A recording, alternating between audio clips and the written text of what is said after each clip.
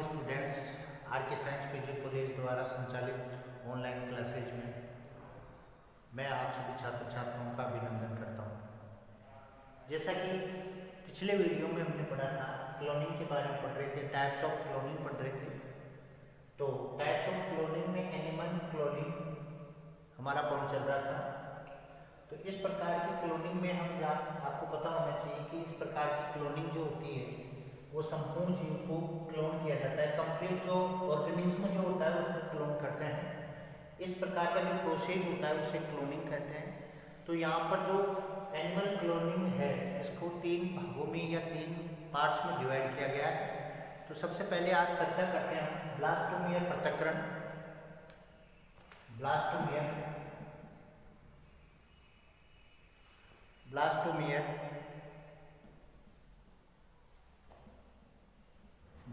Separation,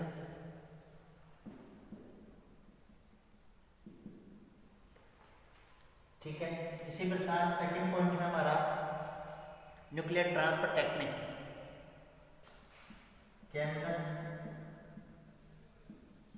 प्रतिरोपण तकनीक।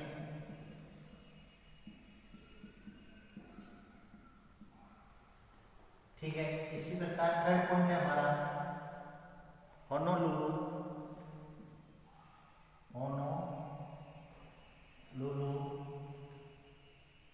Technique.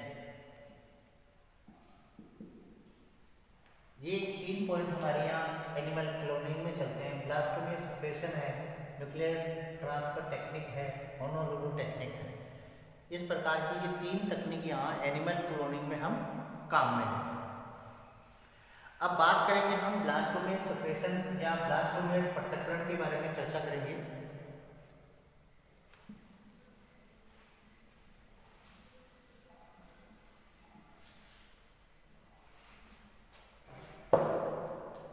तो point है ब्लास्टोमेयर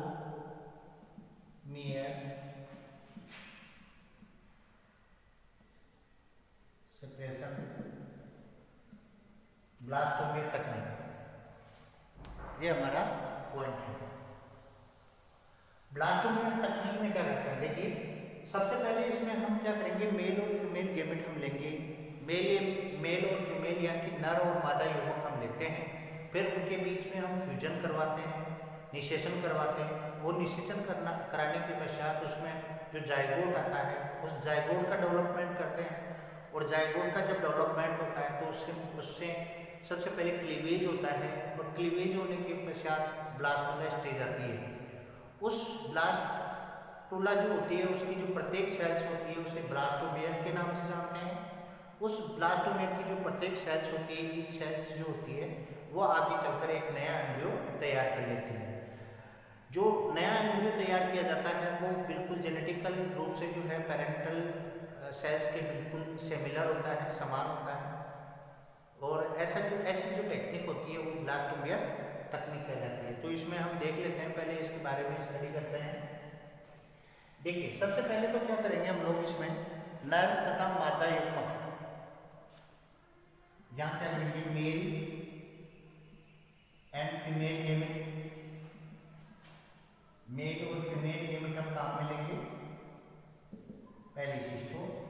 और मेल और फीमेल गैमेट जो लेंगे उसमें हम फ्यूजन करवा देंगे नर और मादा युग्मक के मध्य। नर और मादा युग्मक यानी कि स्पर्म एंड ओवम, ठीक है। ये मेल गैमेट है, ये फीमेल गैमेट है, ठीक है। तो मेल और फीमेल गैमेट जो होते हैं के संयुग्मन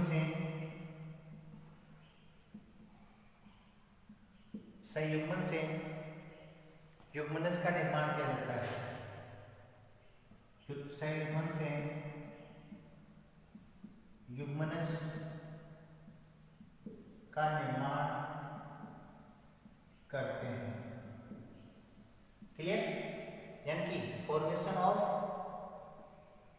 zygote in male and female gamete of fusion या कॉन्जुगेशन, ठीक है। इस युग्मनज में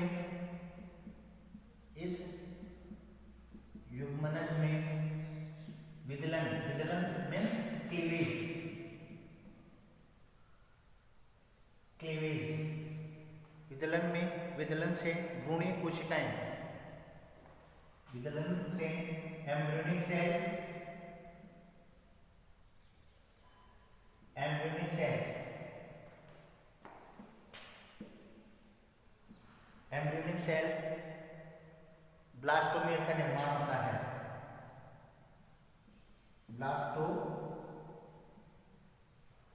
ब्लास्टोमेर का निर्माण होता है। क्लियर करें आपको, क्लीवेज कर दिया, ब्लास्टोमेर बना दिया। ब्लास्टोमेर कोशिकाओं को, अगर ब्लास्टोमेर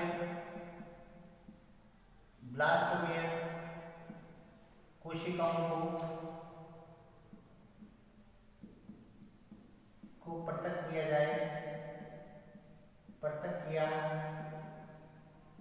जाए तो प्रत्येक कोशिका पृथक किया जाए और परिवर्तित डेवलपमेंट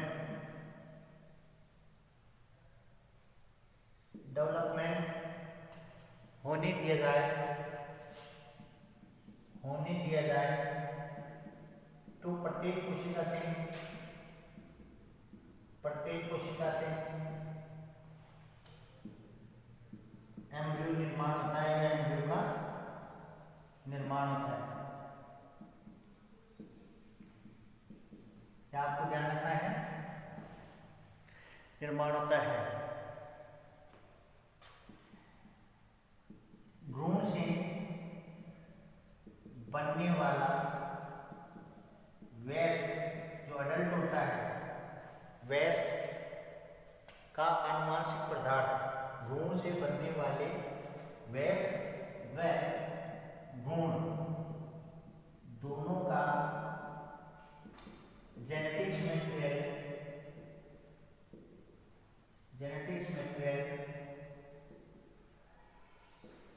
समान होता है। यह आपको ध्यान रखना है, जेनेटिक्स मटेरियल क्या होता है, सिमिलर होता है। अतः बनने वाले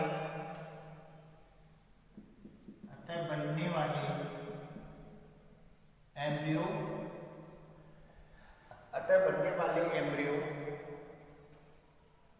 एक दूसरे के क्लोन होते हैं,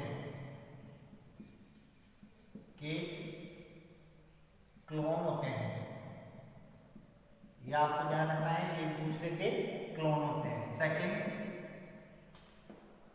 इस प्रकार की क्लोनिंग ट्यूनिंग कहलाएगी। ट्यूनिंग आपको ध्यान रखना है, ट्यूनिंग कहलाती है।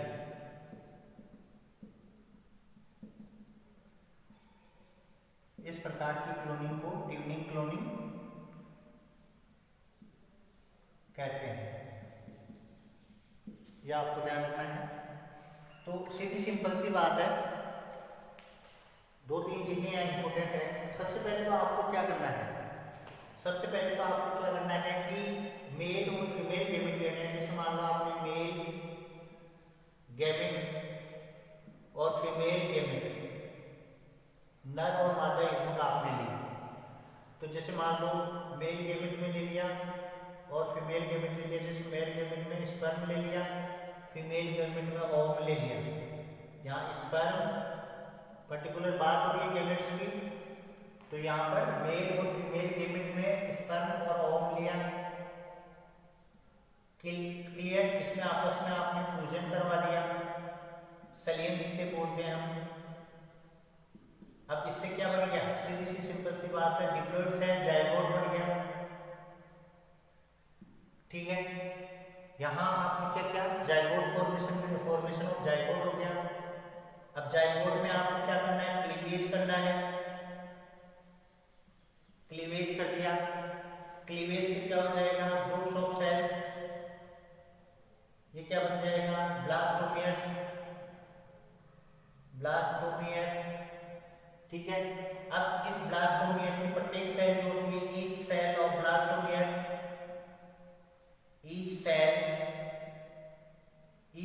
Of blastomere formation of embryo, तो ये आगे चलकर एक भ्रूण का निर्माण कर लेती है। तो सिंपल सी बात है कि मेल और फीमेल गेमेट आपने लिए, ठीक है, इससे आपने इनका क्रॉस फ्यूजन करवा दिया और यहाँ पर जाइगोट का निर्माण हो गया। अब जाइगोट में क्लीवेज आपको करवाना है, क्लीवेज हो गया। क्लीवेज में आपको मैंने पहले भी बता दिया था कि माइटोसिस डिवीजन चलता है। तो माइटोसिस डिवीजन हुआ और यहाँ पर ग्रुप्स सेल्स, बहुत सी सेल्स बन गई जिसे ब्लास्टोमियर्स कहते हैं। ब्लास्टोमियर्स के बाद में आपको ध्यान रखना है इन ब्लास्टोमियर की जो प्रत्येक कोशिकाएं, इनको अगर आप अलग करके डेवलपमेंट करवाते हैं तो वहाँ पर नया एम्ब्रियो बन जाता है। तो प्रत्येक सेल आगे चलकर एक नया एम्ब्रियो बना लेगी और फिर इन जो ब्लास्टोमियर्स जो होती है, इन ब्लास्टोमियर्स को डेवलप होने दें और डेवलप होने के बाद में आप नया एम्ब्रियो तैयार कर सकते हैं। तो वो जो एम्ब्रियो आगे चलकर बेस्ट में एडल्ट में कन्वर्ट होगा, वो एडल्ट बिल्कुल एम्ब्रियो यानी कि ब्लास्टोमियर सेल्स बोल सकते हो या एम्ब्रियो सेल्स एम्ब्रियो बता सकते हो। ये बिल्कुल जेनेटिकल मटेरियल इनका जो होता है समान होता है, आनुवांशिक पदार्थ जो होता है इनका समान होता है और एज इट इज ये एक दूसरे के क्लोन होते हैं। तो जो ऐसी क्लोनिंग होती है, इसमें बता दिया मैंने, अंत में बनने वाला एम्ब्रियो जो होता है एक दूसरे के क्लोन होते हैं। तो इस प्रकार की क्लोनिंग ट्यूनिंग क्लोनिंग के नाम से जानी जाती है। तो ये आपको ध्यान रखना है ट्यूनिंग क्लोनिंग क्या होती है, इसका प्रोसेस मैंने आपको बता दिया है। ये ब्लास्टोमियर पृथक्करण विधि थी। नेक्स्ट अगर बात की जाए न्यूक्लियर ट्रांसफर टेक्निक, दूसरा पॉइंट है हमारा, इसको भी हमारे को समझना है। न्यूक्लियर ट्रांसफर टेक्निक केंद्र प्रत्यारोपण या प्रतिरोपण तकनीक, हिंदी में बोलते हैं इसको।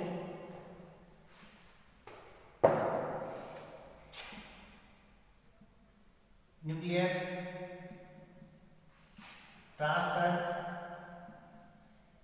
टेक्निक, इसको बोलते हैं केंद्रक प्रतिरोपण तकनीक। देखिए केंद्रक प्रतिरोपण तकनीक, सबसे पहले तो आपको क्या ध्यान रखना है, इस तकनीक में क्या करेंगे हम। टेक्निक में क्या करते हैं, इस तकनीक में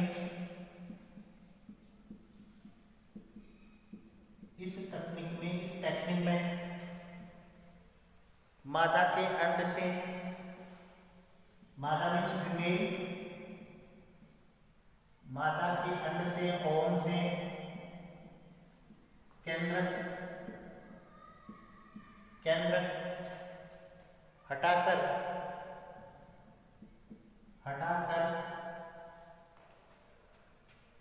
वांछित कोशिका का केंद्रक, वांछित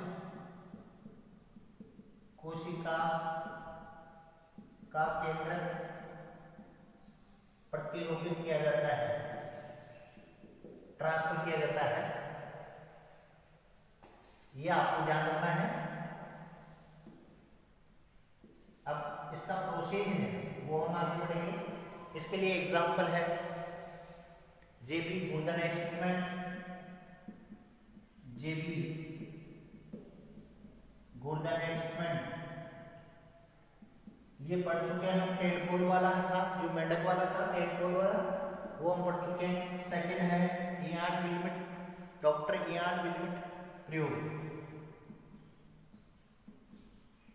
इयान विल्मट प्रयोग, ये आपको ध्यान रखना है।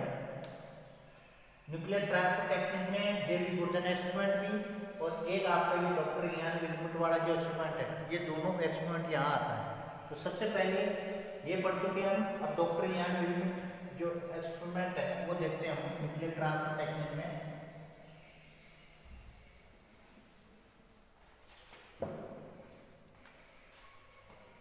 तो सेकंड आता है डॉक्टर इयान विल्मट। तो ध्यान रखिए, सबसे पहले जो एक्सपेरिमेंट डॉक्टर इयान विल्मट ने किया था वो Roslin Institute Scotland, Roslin institute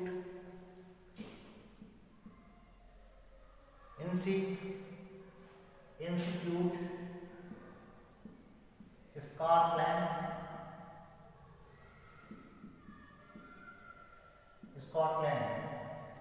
ये यहाँ पर रोसलिन इंस्टीट्यूट स्कॉटलैंड में किया था। तो क्या किया था इन्होंने? डॉली नामक शिप का निर्माण किया था। ये आपको जानना है। तो डॉली नामक जो शिप थी, भेड़ थी, उसका निर्माण इन्होंने किया था। देखते हैं, पहले प्रोसेस देख लेते हैं इन्होंने क्या किया था। तो सबसे पहले स्टार्ट करते हैं, इन्होंने एक ओम लिया, अंडाणु। क्लियर? ये एक अंडाणु इन्होंने लिया।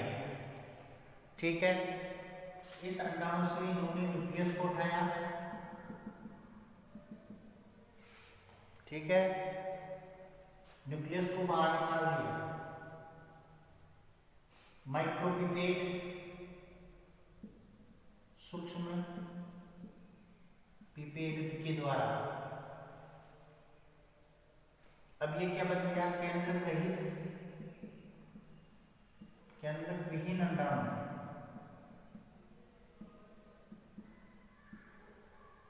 यानी कि न्यूक्लियस लेस ओवम,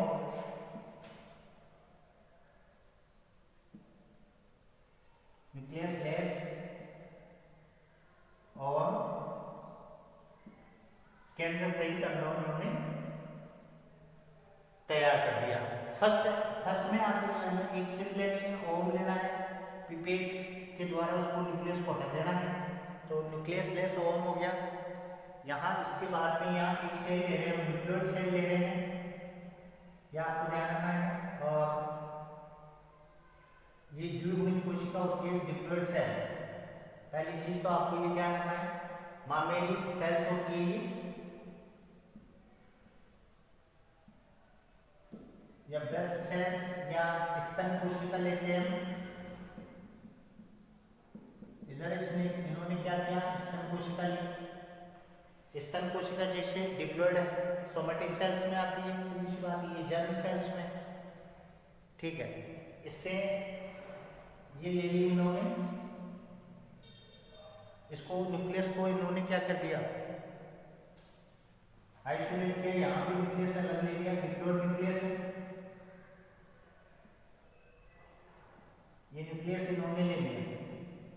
ठीक है, अब इन दोनों के बीच में इन्होंने क्या कर दिया? फ्यूजन करवा दिया। तो ये क्या बन गई? कौन सी सेल्स बनी? डिप्लॉयड सेल्स बन गई।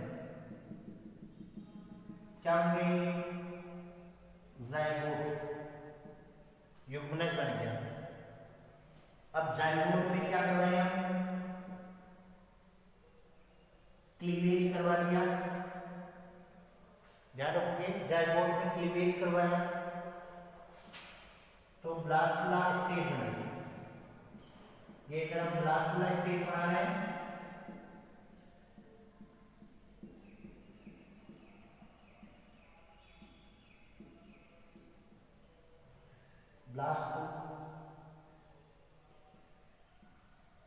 ब्लास्टुला स्टेज या ब्लास्टोमियस भी कह सकते हो आप इसको। ब्लास्टोमियस। ठीक है, अब इसको फोस्टर मदर या सरोगेट मदर इम्प्लांटेशन करवा दिया। रोपण करवाया और सरोगेट मदर में ट्रांसफर करेंगी। फोस्टर मदर आ जाएगी यहाँ पर, फोस्टर मदर। ठीक है, फोस्टर सरोगेट मदर।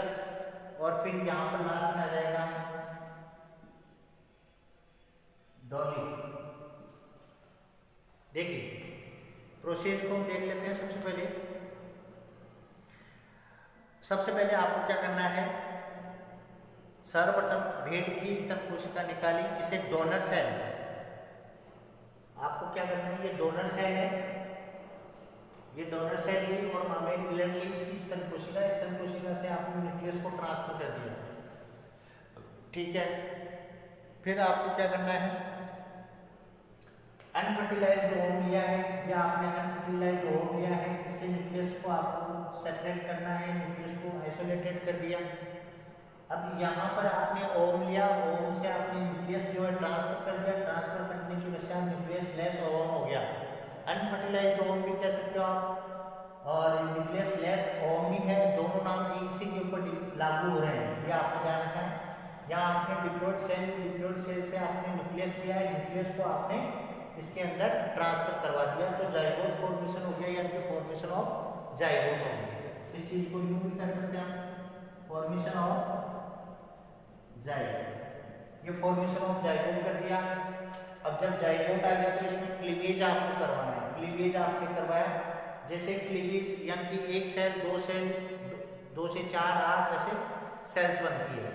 ठीक है, इसके बाद में आपको ध्यान रखना है, ब्लास्टुला बनती है, ब्लास्टुला जो होती है, ब्लास्टुला में इम्प्लांटेशन आपको करवाना है, यानी कि रोपण, यानी कि जो ग्रुप ऑफ सेल्स है ब्लास्टुला की, ब्लास्टोमियर्स, तो इस ब्लास्टुला को आपको क्या करना है, फोस्टर मदर यानी कि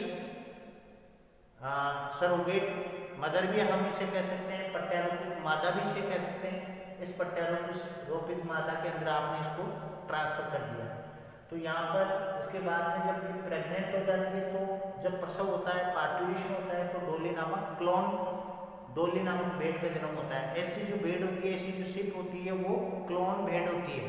तो ये आपको ध्यान रखना है, क्लोनीकृत भेड़, इसको यूं भी कह सकते हैं, क्लोनीकृत भेड़ जो होती है वो डोली होती है। ठीक है, इस प्रकार ये इसमें आपको ध्यान रखना है। फिर इसमें आपको ध्यान रखना है, ये टोटल जो प्रोसेस होता है वो 5 मंथ का होता है, और 5 महीने के बाद में 5 जुलाई आपको ध्यान रखना है, 5 जुलाई 1996 1996 5 जुलाई 1996 में क्लोन भेड़ का जन्म हुआ था। ये आपको ध्यान रखोगे, इसका जो बर्थ हुआ था, जन्म बॉर्न हुआ था, वो हुआ था 5 जुलाई 1996 में। ये आपको ध्यान है, 1996 के अंदर ये कार्यक्रम हुआ था। ये था इयान विल्मेट एक्सपेरिमेंट, ये आपको ध्यान रखना है, इसको आपको तरीके से पढ़ना है और इसको याद भी करना है। प्रोसेस बहुत इजी होते हैं, लैंग्वेज आप बढ़ा लेना इसकी। मैंने आपको जो है मेन जो पॉइंट है इजी वे में जो है वो मैंने आपको समझा दिया है। ठीक है, ये आपको ध्यान रखना है। इसी प्रकार दूसरा जो था नूरी पश्मीना क्लोन गोट, बकरी के बारे में बात करेंगे हम।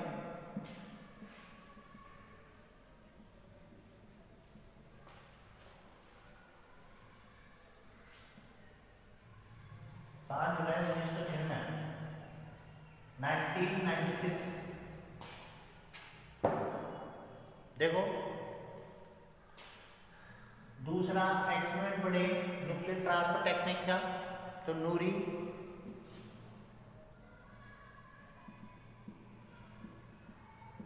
एक्सपेरिमेंट की बात करेंगे। न्यूरी एक्सपेरिमेंट में आपको क्या ध्यान रखना है कि शेरे Kashmir agriculture university, Shere Kashmir agriculture university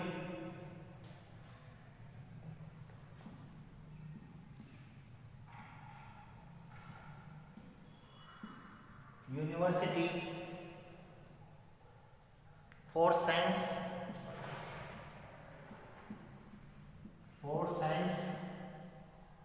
and technology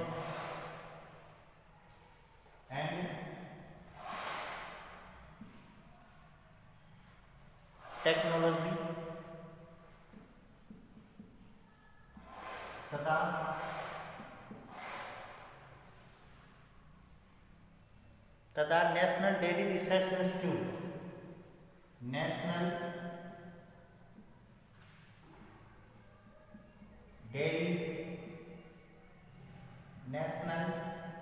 dairy research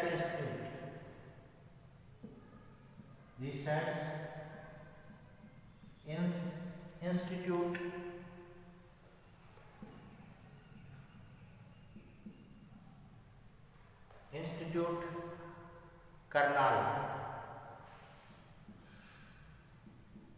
यह आपको ध्यान रखना है, करनाल। तो Sher Kashmir agriculture university for science and technology तथा national dairy research institute Karnal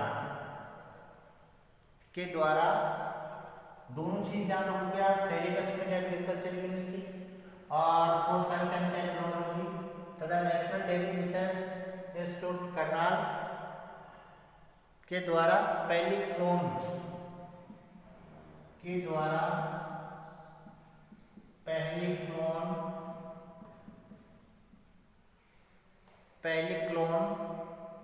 pashmina बकरी का जन्म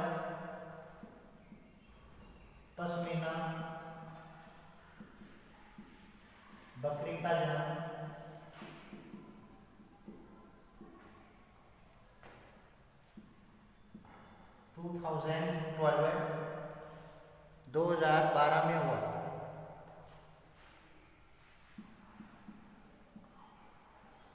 इसका जो नाम था, नाम नूरी था।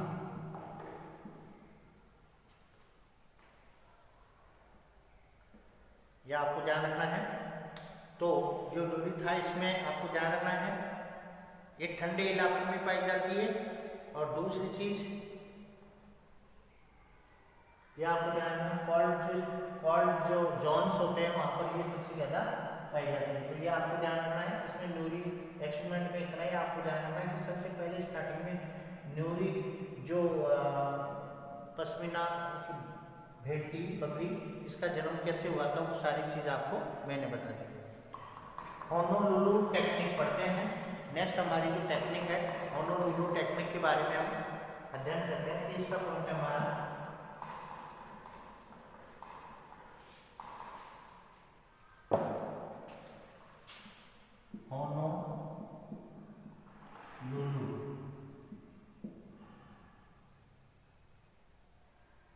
Honolulu technique. यह हमारा दूसरा पॉइंट है, होनोलुलु टेक्निक। देखते हैं इसमें क्या करता है। सबसे पहले तो खोज इसकी डिस्कवर किया था, खोज है तेरुहिको वाकायामा।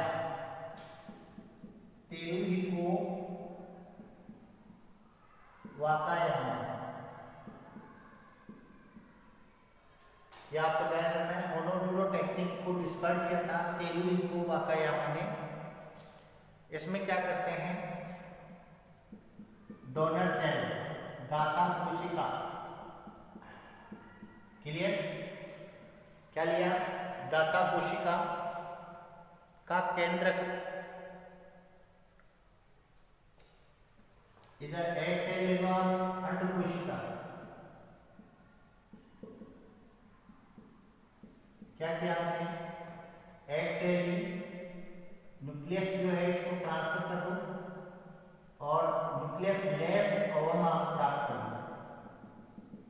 तो यहां लिख सकते हैं न्यूक्लियस लेस ओवम, क्लियर। यहां डोनर सेल आपने लिए, डोनर सेल आपने ले ली। डोनर सेल से आपने क्या किया, न्यूक्लियस ट्रांसफर किया, न्यूक्लियस बाहर निकाल दो,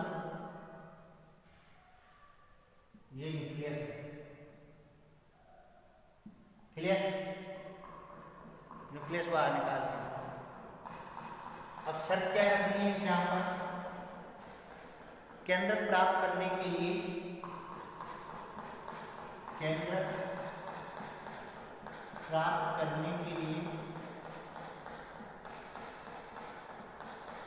केंद्र प्राप्त करने के लिए वह कोशिका ली जाती है, वह सेल कोशिका ली जाती है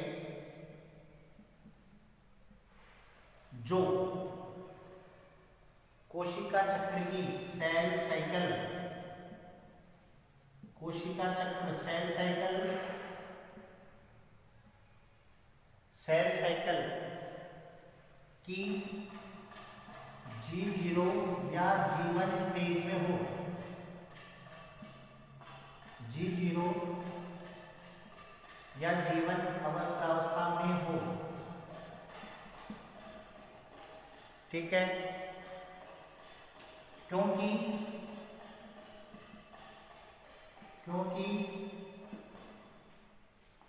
क्लोन करने से पहले,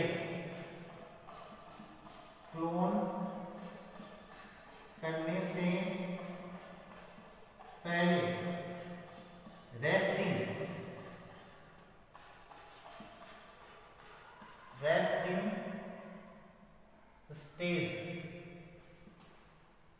की आवश्यकता नहीं होती है,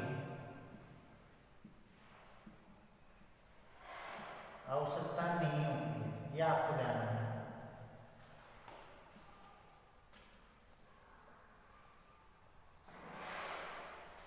ठीक है, अब यहाँ देखो इसमें क्या करना है। सबसे पहले तो आपको ये ध्यान रखना है, मैं टेक्निक को दोबारा समझा देता हूँ आप लोगों को। देखो सबसे पहले तो टेलुइन को वाकायामा ने इसको डिस्कार्ड किया था, पहली चीज। दूसरी चीज, यहाँ डोनर सेल लेंगे और डोनर सेल से न्यूक्लियस लेंगे, ये केंद्रक ले लिया आपने। अब डोनर सेल से आपने जो न्यूक्लियस लिया है, इस न्यूक्लियस को न्यूक्लियस लेस ओम में आपको ट्रांसफर करना है। कर देते हैं, ये कर दिया। अब यहाँ पर आपके पास 2n जाइगोट बनता है। 2n क्यों? क्योंकि आपने ये जो सेल ली है, ये सोमेटिक सेल बोल सकते हो आप इसको, काइकोशिका, या वेजिटेटिव सेल्स भी आप इसे कह सकते हो। वेजिटेटिव सेल्स भी आप कह सकते हो। तो वेजिटेटिव सेल्स हमेशा डिप्लॉयड होती है, ना कि जर्म सेल है यहाँ।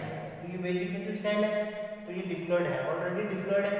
तो यहाँ से आपको क्या करना है, न्यूक्लियस ट्रांसफर करना है, न्यूक्लियस अलग कर देना है। अब इसको आप न्यूक्लियस लेस ओम में ट्रांसफर कर दो, ये आपने ट्रांसफर कर दिया, यहाँ लिख देते हैं ट्रांसफर, ये यहाँ पर आपने ट्रांसफर कर दिया। तो यहाँ पर क्या होगा, 2n डिप्लॉयड हो जाएगा, जाइगोट बन जाएगा। जाइगोट से आपको क्लीवेज वगैरह सारी प्रोसेस पूरी होगी।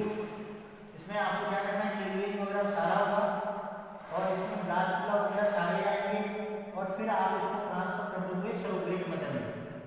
ठीक है, सरोगेट मदर में आप ट्रांसफर करोगे तो यहाँ पर एक चूया बनेगी, मोस्ट क्यूमुलस चूया, फीमेल क्यूमुलस चूया जो है इसका निर्माण होगा। तो ये आपको जानना है, फीमेल यहाँ बन जाती है, ऑटोमेटिक फीमेल बन गई, क्यूमुलस जो है चूया का निर्माण हो जाता है। आप देख सकते हैं इसको, क्यूमुलस चूया का निर्माण हो गया यहाँ। ठीक है ना, तो ये आपको ध्यान रखना है। इस प्रोसेस में आपको ध्यान इतना ही रखना है कि डोनर सेल लेनी है, वही प्रोसेस है, पर इसमें आपको थोड़ा सा चेंज क्या करना है कि यहाँ जिस सेल से आपको न्यूक्लियस लेना है, वो सेल साइकिल की G0 G1 स्टेज में होनी चाहिए। कई बार क्वेश्चन पूछा भी गया है कि G0 और G1 जो स्टेज होती है, ये क्या है, ग्रोथ यानी कि विश्राम अवस्था इसे हम कह सकते हैं, और G1 यानी कि फर्स्ट गेप या फर्स्ट स्टेज, आप इसे गेप फर्स्ट के नाम से भी जानते हैं। तो इसमें क्या होता है, जो सेल्स होती है वो ऑलरेडी रेस्ट कर चुकी होती है। तो फिर हमारे को जो है क्लोन करने से पहले हमारे को रेस्टिंग स्टेज की आवश्यकता नहीं होती, क्योंकि आपने ऑलरेडी जहाँ से न्यूक्लियस डोनर सेल जो ली है, वो डोनर सेल ऑलरेडी क्या है, ऑलरेडी रेस्टिंग फेज से गुजर कर आई है। अब रेस्टिंग फेज से गुजर कर आई है तो सीधी सी बात है, उसको फिर हम आगे जब क्लोन करेंगे, क्लोनिंग का जो प्रोसेस करेंगे, तो फिर हमारे को वहाँ जरूरत नहीं पड़ेगी। तो इसलिए ऐसे सेल का ही चयन करें, या सिलेक्शन ऑफ सेल्स जो होती है वो ऐसी होनी चाहिए जो रेस्टिंग फेज से गुजर कर आ जाए, यानी कि जो रेस्टिंग फेज से गुजरी हो या रेस्टिंग फेज में हो, दोनों चीज़ आपको ध्यान रखनी है। ठीक है ना, तो इससे हमारे को क्लोन करने के लिए हमारे को उसकी रेस्टिंग स्टेज से उसको गुजारना नहीं पड़ेगा, डायरेक्ट हम जो है उसको न्यूक्लियस लेस ओवम में ट्रांसफर कर सकते हैं। उसके बाद में आप उसमें क्लीवेज वगैरह होने दें और फिर सरोगेट मदर में उसको ट्रांसफर करें। तो ये होनोलुलु टेक्निक में जो कुमुलस चुया थी उसका निर्माण किया गया था। इस प्रकार हमारा होनोलुलु टेक्निक कंप्लीट होती है। अब हम बात करेंगे एप्लीकेशंस ऑफ क्लोनिंग।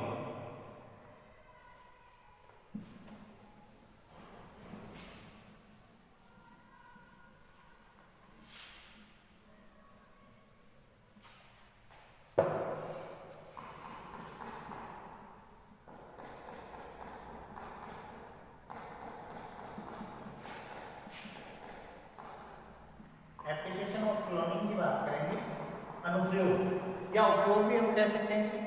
तो सबसे पहले आपको ध्यान रखना है चिकित्सीय क्लोनिंग में, अगर मेडिकल क्लोनिंग की जाती है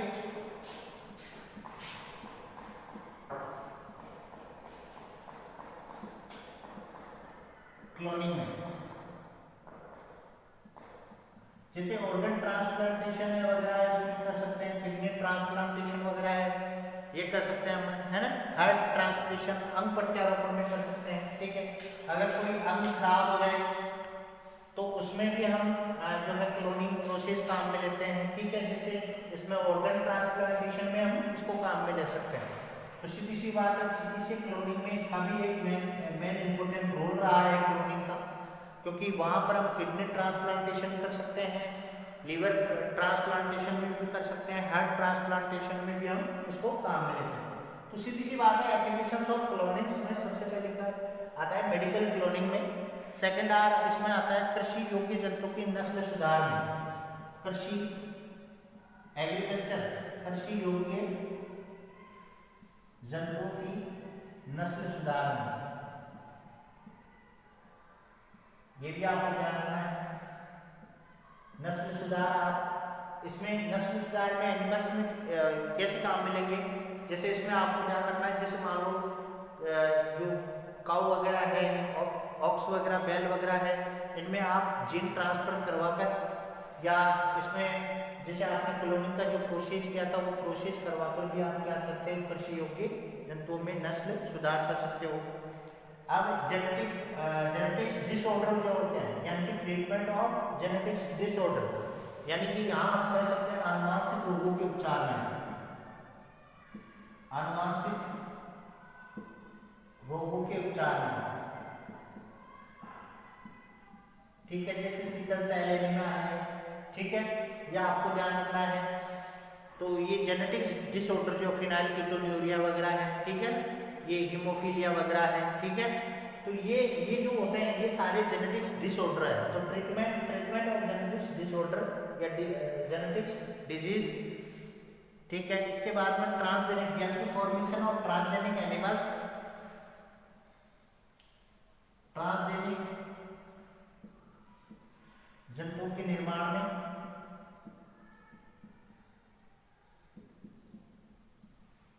ये भी आपको ध्यान रखना है।